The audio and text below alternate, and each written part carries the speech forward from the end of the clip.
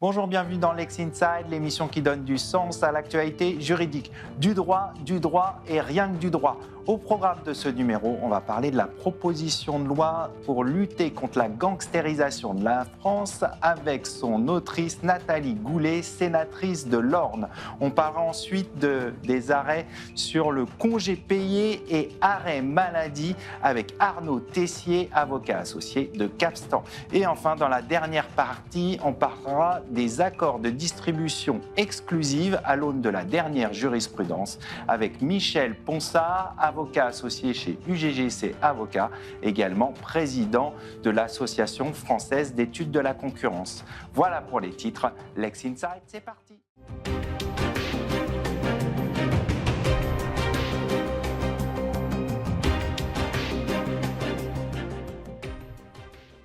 Alors, une proposition de loi entend lutter contre la gangstérisation de la France. On en parle tout de suite avec l'auteur de cette proposition, Nathalie Goulet, sénatrice de l'Orne. Nathalie Goulet, bonjour. Bonjour, merci de votre invitation.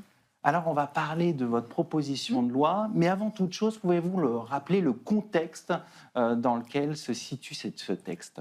Alors après un travail très important depuis de nombreuses années sur la fraude et l'évasion fiscale et aussi sur le terrorisme, aux confins des deux, le Covid étant venu, j'ai travaillé sur le financement du terrorisme et donc finalement sur des outils de criminalité organisée, puisque c'est la même matrice de fabrication d'argent sale. Et puis l'année dernière, il ne vous a pas échappé qu'on a eu une belle success story avec le narcotrafic au Sénat. Mais la criminalité organisée, c'est autre chose que le narcotrafic. Alors, qu'est-ce que ça recouvre, pour bien comprendre ? Alors, ça recouvre tout un tas de délinquances qui vont du trafic de migrants, 5 à 7 milliards, la contrefaçon, plus de 5 milliards, le trafic de cigarettes, la fraude aux finances publiques, le trafic des marchés publics, la corruption, le trafic d'or, c'est-à-dire toute une production d'argent sale qui ensuite doit être blanchi pour intégrer les circuits de criminalité organisée. Évidemment, la drogue en fait partie. Bien sûr. Mais si vous voulez, les délinquants sont pluridisciplinaires. Ils font un peu de trafic de drogue, un peu de trafic de migrants, un peu de trafic d'or, voilà, un peu d'exploitation sexuelle, etc. Donc, si vous voulez regarder la criminalité par le prisme unique du narcotrafic est une erreur. C'est une erreur stratégique, c'est une erreur aussi pour le champ des poursuites et aussi pour je dirais même, l'esprit qui anime les services de poursuite. Il faut une vision financière des infractions. Et donc l'idée, ça a été de dire, bon, il n'y a pas que le narco, bon, voilà, il y a tout le reste. Et puis, vous n'a pas échappé que le texte sur le narco créait un parquet criminalité organisée et non pas un parquet narco. Et ça a été une demande express. Voilà. Donc, désormais, on a demandé donc, au groupe centriste une commission d'enquête sur la criminalité organisée pour compléter le dispositif du texte sur les narcos qui était évidemment très important, mais qui était partiel. Et puis avec mon collègue Raphaël Daubé qui a présidé cette commission, nous avons auditionné énormément. Nous nous sommes déplacés dans les institutions internationales, chez Interpol, chez Europol notamment, où on ne va pas assez. Ils font un travail remarquable. À ce point précis, je voudrais dire que nos services, police, justice, renseignement, font un travail remarquable. D'accord. Là, il faut dire que le travail est exceptionnel, qu'on a des services formidables. Ils sont un peu à l'os. Mais il faut donner des moyens. Ah oui. L'objet de votre proposition, c'est un peu au-delà du constat que vous avez fait dans le rapport, c'est de mettre en œuvre maintenant les recommandations que vous avez formulées. C'est exactement ça, avec une vision financière des infractions. Alors, pour tout vous dire, on a donc fait une cinquantaine de recommandations. Dans le contexte législatif, il ne vous a pas échappé qu'avoir le temps de voter un texte de 50 articles, ce n'est pas tout de suite. Tout à fait. Si on pouvait déjà voter un texte tout court, ce serait déjà pas mal.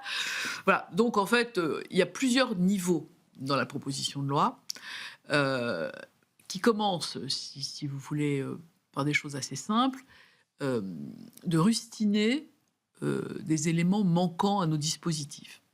Comme quoi, par exemple ? Les entreprises n'ont pas à déclarer les comptes qu'elles ont à l'étranger. Pour vous, c'est une aberration? N'importe quel citoyen doit déclarer le compte qu'il a à l'étranger et pas les entreprises. C'est rien du tout, c'est une petite faille. Bon, le manque de pouvoir des greffes des tribunaux de commerce. Il ne vous a pas échappé qu'il y a eu un livre blanc des tribunaux de commerce sur la lutte contre le blanchiment, que les dispositifs n'ont pas été mis en place, et que un des gros vecteurs du blanchiment sont les entreprises éphémères, c'est-à-dire ces entreprises qui sont constituées uniquement pour faire du carrousel de TVA, etc. Enfin, vos auditeurs connaissent ça aussi bien que moi, et vous encore mieux. Donc ces entreprises éphémères, c'est vraiment une plaie, c'est un cheval de Troie de la criminalité. Le but, c'est de faire une entreprise criminelle. Voilà. Clair. Voilà. Et puis surtout, une entreprise qui va carotter de la TVA, qui va faire du dumping sur les territoires, qui va faire de la fraude à l'URSSAF, qui va utiliser du cash pour payer ses salariés, qui va donc blanchir 2 fois. L'entreprise éphémère, c'est vraiment un cheval de Troie, vraiment des dispositifs. Et donc, pour éviter un certain nombre de malentendus, si j'ose dire, il faut donner plus de pouvoir au greffe. C'est-à-dire qu'il faut qu'ils puissent contrôler l'origine des fonds, l'identité des porteurs de parts, vérifier que les... Or, ce type de contrôle se heurte à la simplification. Voilà. Et donc, nous pensons, avec mon collègue et les collègues de la commission qui ont adopté le rapport à l'unanimité, qu'il vaut mieux différer un tout petit peu la délivrance du CABIS, qui est par ailleurs le permis de conduire de l'entreprise, pour avoir les vérifications qui s'imposent. D'autant que vous savez très bien que si les entreprises en formation ont des activités, elles pourront reprendre, le jour où elles seront immatriculées, les actions qu'elles ont faites pour le compte de l'entreprise en formation.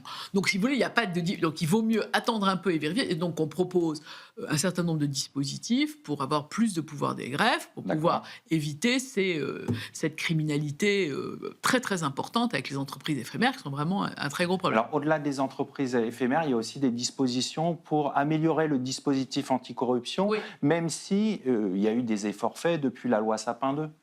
Oui, mais on a considéré que les seuils étaient trop élevés. D'accord. Donc, nous souhaitons, on a diminué par 2 les seuils. Le texte, le président Larcher devra, s'est engagé à envoyer la proposition de loi au Conseil d'État. D'accord. Parce qu'on a trop de textes mal ficelés. Moi, j'ai aucun amour-propre d'auteur à faire vérifier mon texte par le Conseil d'État. Je pense que c'est même une très bonne mesure. Il est d'ailleurs là pour ça, pour voir si les seuils sont pas ridicules. Je pense que c'est très, très important d'insuffler les règles anticorruption à des entreprises qui n'ont pas les seuils de la loi Sapin. D'accord. Il faut que cette culture... Créer un cercle vertueux partout. Il faut que la culture soit plus imprégnée, plus bas. D'accord. Et au-delà des dispositions de lutte contre la corruption, il y a aussi tout ce qui concerne la lutte contre la contrefaçon également dans votre texte? Alors ça, c'est extraordinaire. Alors, il y a un comité... Alors, on ne va pas dire du mal des gens tout de suite.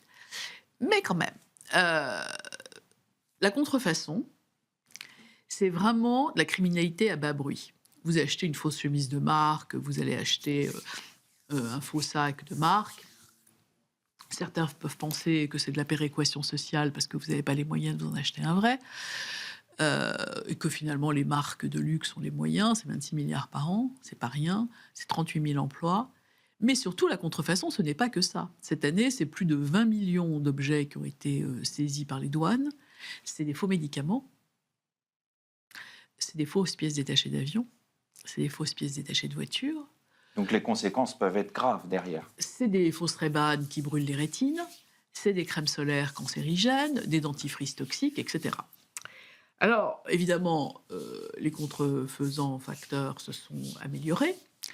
On va donc avoir des étiquettes produits d'un côté puis les produits de l'autre. Donc tout ça. Et puis vous avez la vente en ligne avec des plateformes qui, à longueur de journée, vous proposent des produits de luxe contrefaits, des vêtements, des chaussures, etc. Je vous rappelle quand même que les frères Kouachi ont financé l'attentat de Charlie par la vente de fausses chaussures Nike. Hein, je veux dire, c'est pas quand même un truc anodin. Et donc, l'UNIFAB, qui est le syndicat qui s'occupe de ça, extrêmement diligent et extrêmement dynamique sur ces sujets. Il y a une loi qui a été votée il y a quelque temps par le président du fameux comité Théodule. Ce texte n'a jamais traversé le boulevard Saint-Germain pour arriver jusqu'au Sénat. Moi, je demande que non seulement il soit repris, mais qu'il soit alourdi. D'accord. Voilà. Donc On va conclure là-dessus sur ces dispositions qui concernent la contrefaçon. Je vous remercie Nathalie Goulet. C'était trop court. Ce sera l'occasion de vous réinviter une fois le texte adopté. Voilà, je vais vous offrir mon livre en attendant sur le financement du terrorisme. Voilà, faites-en bon usage. Merci encore. Tout de suite, l'émission continue. On va parler congé maladie, congé payé et arrêt maladie à l'aune de la jurisprudence.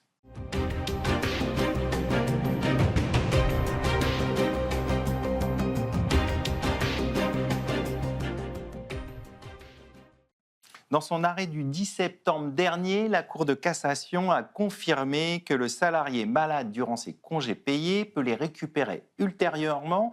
Pour décrypter cette décision, j'ai le plaisir de recevoir Arnaud Tessier, avocat associé chez Capstan. Arnaud, bonjour. Bonjour Arnaud.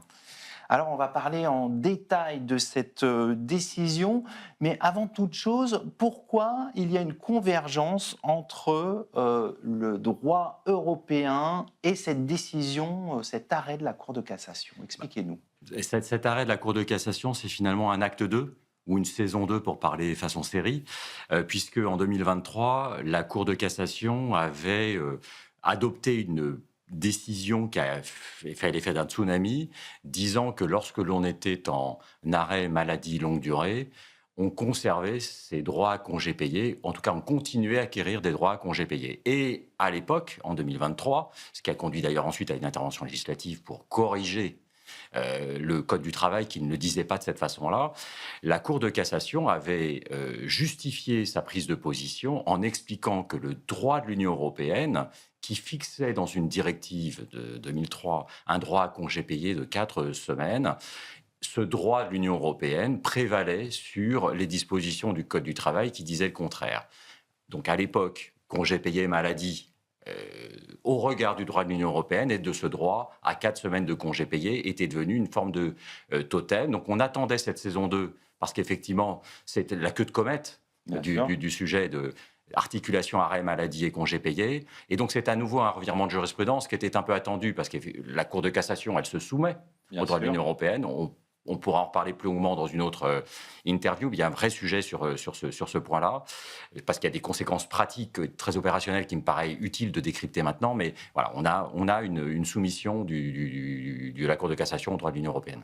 Donc, on a bien compris ce revirement de jurisprudence. Maintenant, on va aller plus en détail sur les obligations qui pèsent sur le salarié pour bénéficier de ce report, issu donc de cette jurisprudence à la fois de la CJUE et de la Cour de cassation. Comment ça se passe concrètement? Alors, jusqu'à présent, j'étais en congé payé et je tombais malade pendant mon arrêt maladie.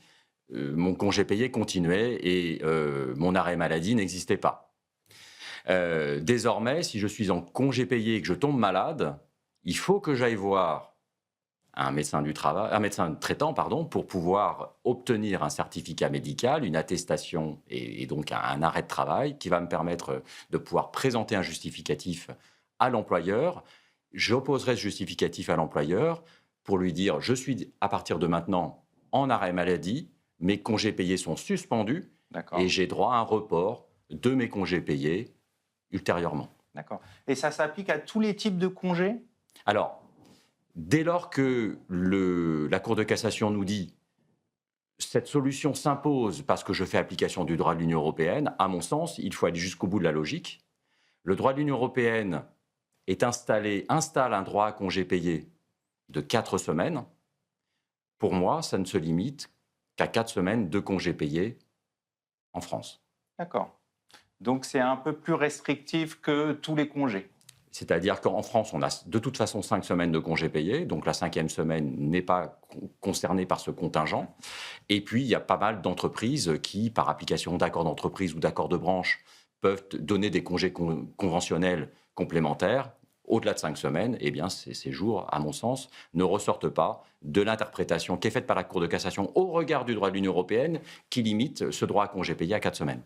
Alors, si jamais le salarié ne respecte pas la notification de son arrêt maladie, comme vous l'avez indiqué tout à l'heure, dans les temps, qu'est-ce qui se passe concrètement? S'il le fait postérieurement, par exemple, à ses congés? Alors, C'était une très bonne question et on va essayer de le décortiquer parce que c'est pas très simple, c'est en tout cas un peu technique. Le salarié, pour pouvoir prétendre effectivement à un droit à report de ses congés payés, doit apporter un justificatif.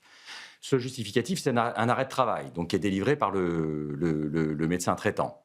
À partir du moment où il le délivre tardivement, l'employeur n'aura certainement pas la possibilité de pouvoir lui reprocher de le produire tardivement et de pouvoir justifier par exemple un licenciement. La Cour de cassation l'a déjà décidé dans le passé. Le fait de produire tardivement ne justifie pas la rupture du contrat de travail. Ce n'est pas une faute qui a un impact sur le contrat de travail. Maintenant, est-ce que ça a un impact sur la rémunération?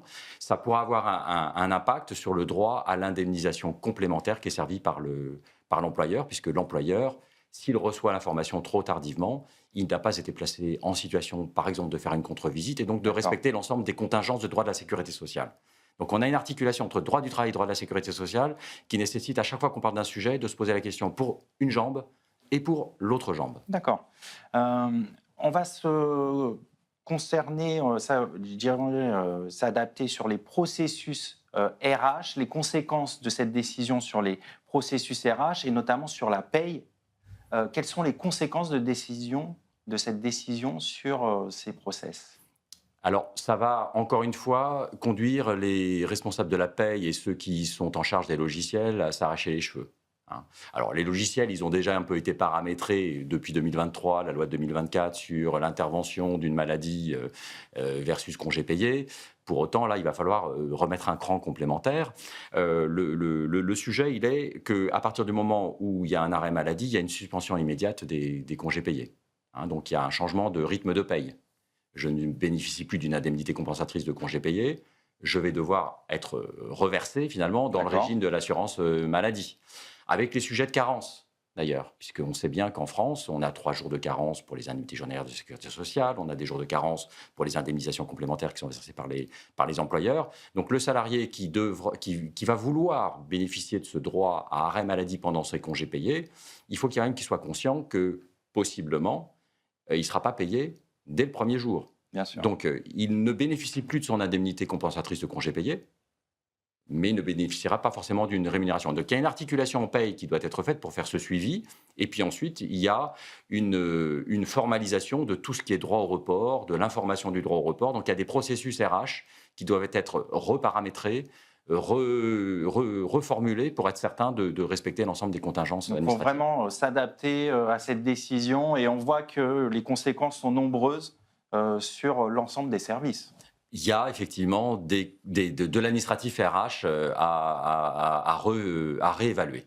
Si vous aviez des conseils pratiques, des bonnes pratiques à donner pour bien adapter justement cette décision, les conséquences de cette décision pour une entreprise. Alors, pour une entreprise, il faut être excessivement vigilant effectivement à solliciter le salarié lorsqu'il évoque un arrêt maladie pendant ses congés payés, à bénéficier de l'acte qui est fondateur, qui est l'arrêt maladie qui émane d'un médecin traitant. À défaut, on ne rentre pas dans le régime.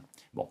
Premièrement, c'est d'être certain qu'on est bien dans la bonne case. Dans quelle case est-on? Est-ce ton congé payé, ton arrêt maladie? Il faut que les choses soient claires. Et salarié, si tu es en arrêt maladie, est-ce que tu es bien conscient effectivement de l'ensemble des conséquences que ça emporte? Si le choix est fait de transférer finalement son droit à congé payé et en organisant le report, là, ce qui est très important, c'est que l'employeur, à l'issue de la période de congé payé ou de l'arrêt maladie, selon la durée de l'arrêt maladie versus le congé payé, il va falloir qu'il informe le salarié des droits à congé payé qu'il a maintenus du fait du report et la période durant laquelle il aura le droit de pouvoir les reporter matériellement.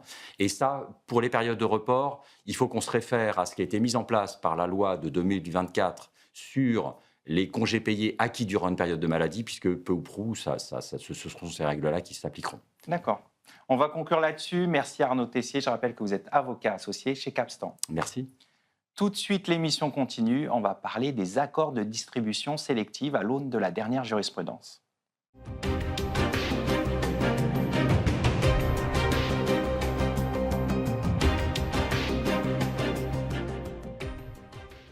La CJUE introduit pour la première fois la notion d'obligation parallèle du fournisseur dans les accords de distribution exclusive.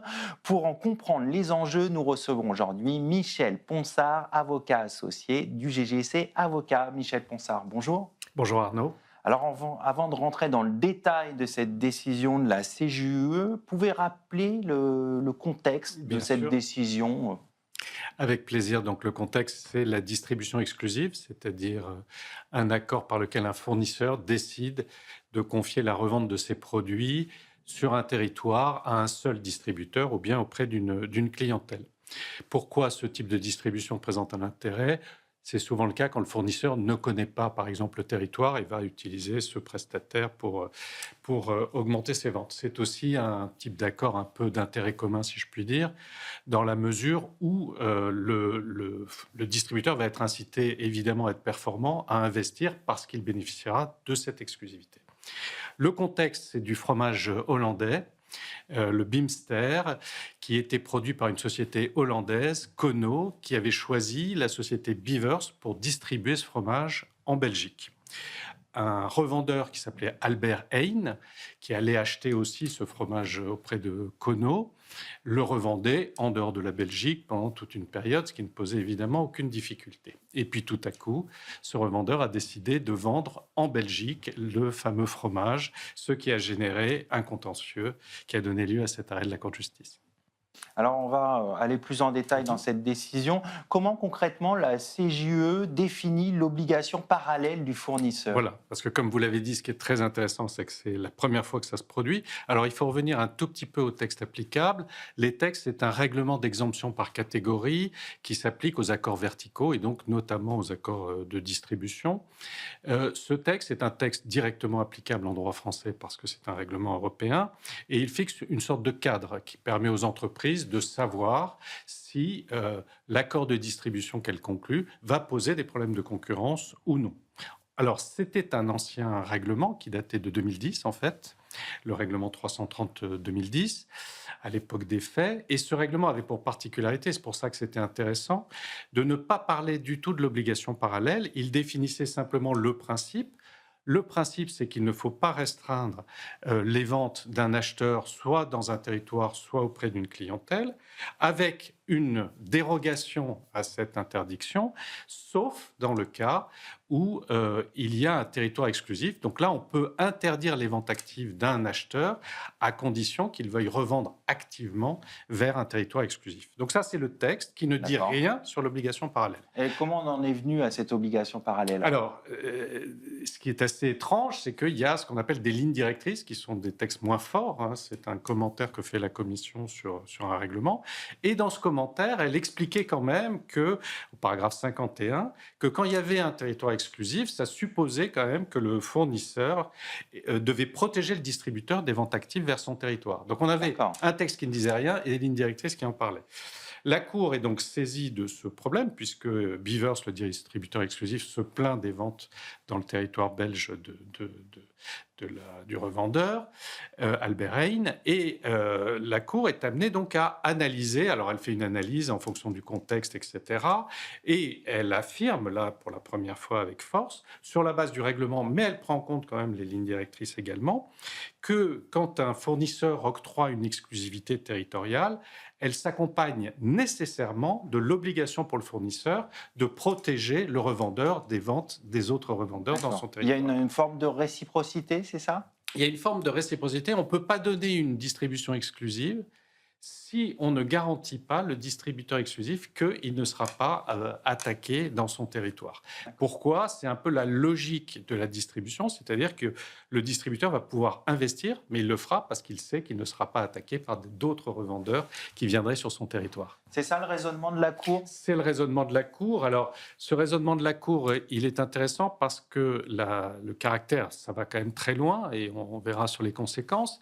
Ce caractère est basé sur le fait qu'on est sur une dérogation à la dérogation. C'est-à-dire que finalement, le principe, c'est celui que j'évoquais, c'est vous ne pouvez pas, en tant que fournisseur, empêcher un revendeur, le restreindre dans sa capacité de revendre les produits dans un territoire ou auprès d'une clientèle, sauf s'il y a une exclusivité qui existe. Donc, L'existence de cette dérogation fait que la Cour dit donc, qu'est-ce que ça veut? Il faut donc que cette exclusivité soit réelle, qu'elle produise D'accord. tous ses effets. Et pour qu'elle soit réelle, ça induit nécessairement qu'il y ait une protection du distributeur. Alors ça va même encore plus loin parce que dans cette dérogation à l'interdiction, la Cour nous dit, comme c'est une... En fait, ce serait une pratique anticoncurrentielle que de restreindre la liberté du distributeur. Ça n'est admissible que s'il y a un territoire exclusif. Donc, il faut que cette dérogation soit parfaitement acquise et contrôlée. Pourquoi? C'est-à-dire qu'on aurait pu imaginer que le fournisseur dise c'est une obligation pour moi, l'obligation parallèle, c'est mon problème, à moi de rapporter la preuve. Si je ne la rapporte pas, quelque part, c'est un engagement unilatéral. La Cour nous dit non, parce que c'est une dérogation à une pratique anticoncurrentielle, donc il faut que vous obteniez l'accord des revendeurs. Elle nous dit 3 choses. Elle nous dit, 1, il faut que vous, fournisseurs, vous ayez fait une invitation aux revendeurs de ne pas revendre dans le territoire exclusif. 2, il faut que les revendeurs aient accepté. Cette acceptation, elle peut être tacite ou elle peut être expresse. Évidemment, c'est tout le côté tacite qui est problématique, mais là, il y a une jurisprudence assez établie. Et 3, en tant que fournisseur, vous devez aussi surveiller un peu les ventes, enfin, le non-respect éventuel de cette obligation parallèle. Et le dernier point très important de l'arrêt, c'est que la question se posait, et elle se posait dans l'arrêt, qui était de dire, en fait, il n'y a pas de vente. Avant que Albert Heijn vienne faire ses ventes en Belgique, il n'y avait pas de vente des revendeurs. Est-ce que ça ne suffit pas à montrer que tout le monde était d'accord pour ne pas venir vendre dans le territoire exclusif? Et la Cour dit ça ne suffit pas, parce qu'il n'y a pas d'invitation claire de la part du fournisseur. Et donc, il faut vraiment démontrer, et ça sera au tribunal saisi de le faire, hein, de l'État membre, il faut démontrer qu'il y a eu une véritable acceptation au regard du faisceau d'indices qui peut exister. Alors, on a vu le raisonnement de la Cour. On va s'intéresser aux conséquences pratiques. Concrètement, quelles sont ces conséquences? Alors, les conséquences pratiques, je vais être un peu provocateur, mais les conséquences pratiques, c'est est-ce que la distribution exclusive existe toujours en Europe aujourd'hui? Pourquoi? Premier élément, c'est que la conséquence du fait de ne plus être couvert par le règlement d'exemption, c'est-à-dire que si vous avez un accord de distribution exclusive et que vous n'êtes pas capable de prouver que tous les revendeurs ont acquiescé pour ne pas aller vendre les produits dans le territoire exclusif qui a été alloué, dans ce cas-là, vous ne bénéficiez plus de l'exemption. Comme vous ne bénéficiez plus de l'exemption, vous avez dès lors un risque que votre accord soit nul. Il va falloir qu'au cas par cas, il y ait une exemption individuelle, ce qui arrive quand même assez rarement. Donc vous avez une fragilité de la clause, mais comme c'est toute la distribution sélective, voire de tout l'accord. Première conséquence grave. Comme je l'indiquais, on s'était interrogé sur le fait de pouvoir se baser sur l'absence de vente, ou bien d'imaginer un système qui aurait été un peu moins problématique, qui était un système dans lequel, au cas par cas, le fournisseur aurait indiqué si c'était possible ou pas. C'est-à-dire qu'en gros, c'était dire au distributeur, si vous voulez distribuer ailleurs que dans votre territoire, un distributeur exclusif, hein, c'est un simple acheteur, dites-le moi et je vous dirai s'il y a une exclusivité ou pas. La Cour nous dit non. La Cour dit, comme il faut un accord, la validité de l'accord ne jouera évidemment que pour l'avenir et pas pour le passé. Alors, qu'est-ce que ça veut dire? Ça veut dire que si dans votre système, vous avez établi une distribution exclusive, vous n'avez pas obtenu l'accord de tous les revendeurs susceptibles de revendre les produits. À partir de là, vous créez une fragilité à l'égard de votre distributeur exclusif, et cette fragilité fait que votre distribution exclusive n'est malheureusement plus justifiée. Et donc que ça fragilise complètement tout l'accord, ce qui signifie un certain nombre de conséquences. La première, c'est que donc, dès que vous entrez en relation avec un revendeur, il faut en tant que fournisseur informer sur l'existence des territoires exclusifs et interdire les reventes actives dans ces territoires exclusifs, ce qui est assez complexe. On va conclure là-dessus. Je vous remercie, Michel Ponsard. Je rappelle que vous êtes avocat associé chez UGGC Avocats, également président de l'Association française d'études de la concurrence. Merci, c'était un plaisir. C'est la fin de cette émission. Merci de votre fidélité. Restez curieux et informés. À très bientôt sur Bismart for Change.